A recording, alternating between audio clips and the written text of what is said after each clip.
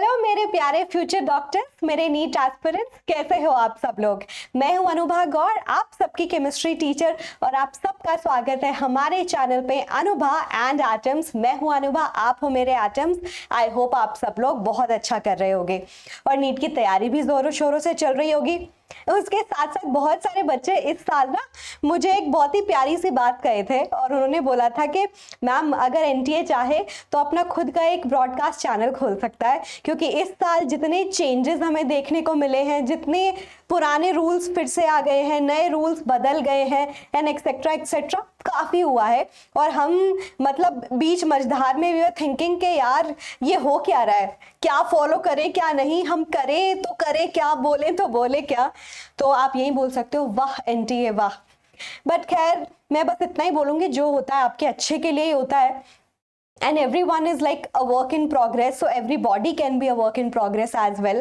NT अगर कोई भी बदलाव लेके आता है आपके अच्छे के लिए लेके आता है, चाहे वो सिलेबस को रिड्यूस करना हो, चाहे आपकी टाई ब्रेकिंग पॉलिसी को चेंज करना हो, या फिर उनको लगे कि नहीं ये पॉलिसी शायद अच्छे से काम ना करे, इसको हम रिवाइज कर देते हैं। तो ऐसा आपको देखने को मिला है, फिर से जो आपकी टाई ब्रेकिंग रूल है उसमें चेंज हुआ है और वो जो पुराने रूल हम फॉलो करते थे वही वापस आ गए। आप सबको पता होगा कि अगर दो बच्चे हैं, मान लो वो सेम स्कोर करते हैं नीट के एग्जाम में, तो दोनों की रैंक तो अलग अलग होगी, राइट। अब वो रैंक हम कैसे डिसाइड करें? बीच में एनटीए ने क्या किया था, सेम रैंक आने पे हम कंप्यूटराइज्ड बेस ड्रॉ करेंगे। जिस बच्चे का नाम आया, जिसका सारी डिटेल्स आई, उसको बेटर रैंक मिल गई, दूसरे वाले को कम रैंक मिल गई। साथ में ये भी हुआ था कि हम लोग जो प्रायोरिटी ऑर्डर डिसाइड करेंगे वो कैसे डिसाइड करेंगे, सबसे पहले हम फिजिक्स के मार्क्स को वेटेज देंगे कि बच्चे दोनों के सेम नंबर हैं बट फिजिक्स में किसके ज्यादा है, फिर केमिस्ट्री और फिर लास्ट में बायो, कि बायो एक्सपेक्टेड है ना कि बायो में तो आप लोग अच्छा स्कोर करोगे ही, आप डॉक्टर बनने की कोशिश कर रहे हो।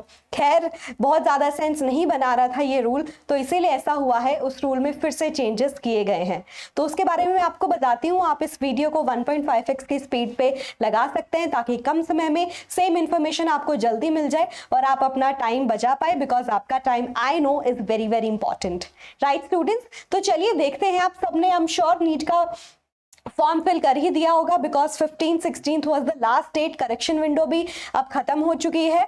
तो आई एम होपिंग बस अब सब लोग बस एक ही चीज में जुड़े हुए हैं कि नीट का एग्जाम अच्छे से हो जाए, ठीक है।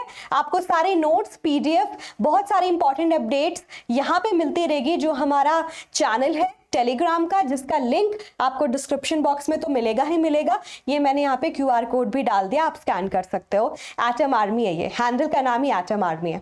चलो I know let me not take more of your time and let me show you. ये पूरा का पूरा आर्टिकल आया है, बहुत सारे न्यूज पोर्टल्स ने दिखाया है, एनटीए से बातचीत हुई और एनटीए ने खुद कंफर्म भी किया है। देखो यही मैंने हाईलाइट भी किया है कि NTA has revised the tie breaking procedure for the NEET test, जो यूजी वाला होता है, NEET UG. With this new development, NTA will now replace the computerized draw of lots rule for breaking ties in exam result with original rule of allocating ranks based on the number of correct and wrong answers। ठीक है, computerise based draw ना करने की बजाय, मान लो दो लोग हैं, उनकी फिर भी सारी चीजें सेम मैच हो रही है कि भाई नंबर, उन्होंने सोचा था कि भाई नंबर सेम है तो इट विल वर्क। अगर फिजिक्स में ज्यादा नंबर भी आए, बायो में भी सेम नंबर आए, केमिस्ट्री में भी सेम नंबर आए, तब क्या करें, तो कंप्यूटराइज बेस्ड ड्रॉ होता था, ठीक है। लेकिन अभी देखो सारे सेट ऑफ रूल्स ना बहुत ज्यादा क्लियर कर दिए हैं और वो सारे सेट ऑफ रूल्स अब आपके सामने हैं। अब आपको कोई भी कंफ्यूजन नहीं होगी। ये सारी की सारी डिटेल्स हैं जो एनटीए फॉलो करेगा एक बच्चे को रैंक डिसाइड करने के लिए जब सेम नंबर आते हैं। सबसे पहली बात क्या है, candidate obtaining higher marks of percentile score in biology in the test followed by your chemistry and then physics। तो ये वाली बात क्लियर हो गई बच्चों कि अभी किसको वेटेज दी जाएगी। फिर से सेम हो गया कि आपके बायो के मार्क्स को सबसे ज्यादा, उसमें लिखा हुआ है बॉटनी एंड ज़ूलॉजी, ठीक है।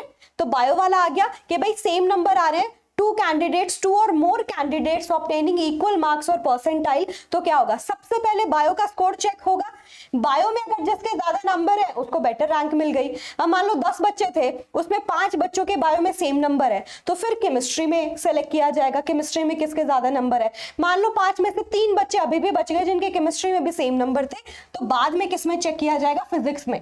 अब फिजिक्स में भी मान लो इन सबके हिसाब से भी 2 बच्चे ऐसे बच गए जिनके इन तीनों में सेम मार्क्स थे, तो फिर क्या किया जाएगा, candidate with less proportion of the number of attempted incorrect answers and correct answers all the subject.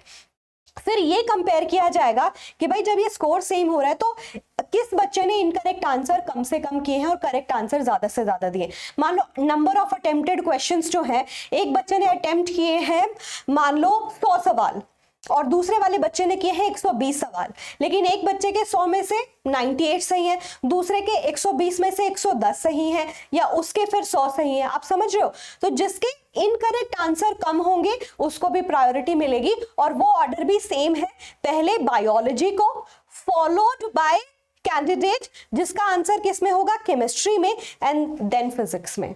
ठीक है, ये सारी की सारी चीजें फॉलो की जाएगी। आई होप इट्स क्लियर कि दोनों के मार्क्स फिर भी सेम बन रहे हैं। इनकरेक्ट आंसर्स यानी कि आप किस तरीके से अटेम्प्ट कर रहे हो पेपर का, आपकी एक्यूरेसी कितनी अच्छी है वो भी मैटर करेगी। मान लो उसके बाद भी यही होता है कि दो बच्चे के फिर भी सेम नंबर ऑफ अनअटेम्प्टेड और अटेम्प्टेड क्वेश्चंस है, सारी चीजें सेम है, तो क्या फिर आपका एज वाला फैक्टर आता है। एज का रूल लगता है कि जिसकी एज ज्यादा होगी उसको प्रायोरिटी मिलेगी रैंक डिसाइड करने में।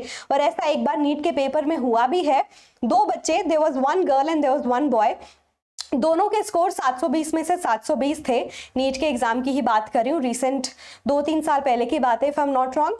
लेकिन the guy was the topper not the girl, क्योंकि the guy was older than the girl, and yes that is going to happen again, age wins, that's what they say. So तो ये आपके सारे के सारे टाई ब्रेकिंग रूल्स अब मैंने आपके सामने एकदम मक्खन क्लियर कर दिए हैं। आई होप अब किसी को कोई डाउट नहीं होगा, सारी चीजें एकदम सॉर्ट हो गई है। तो बस अब चैट में लिख दो कि यस मैम मैं तुम्हारे साथ हूँ आपकी नीट के एग्जाम में आपकी बड़ी बनने के लिए, कि यस मैम नीट 2024 फोड़ेंगे, मैं तुम्हारे साथ हूँ।